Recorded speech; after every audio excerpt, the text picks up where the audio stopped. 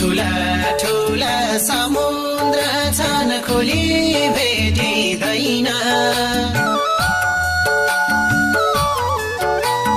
ठुला ठुला समुद्र छन् खोली भेटिँदैन मूलको पानी खाए जस्तो तिर्खा मेटिँदैन यस्तै छ कहानी परदेशीको किन्न त पाइन्छ पानी फ्रिजको अनि हावा एसीको तर तिर्सना मेट्दैन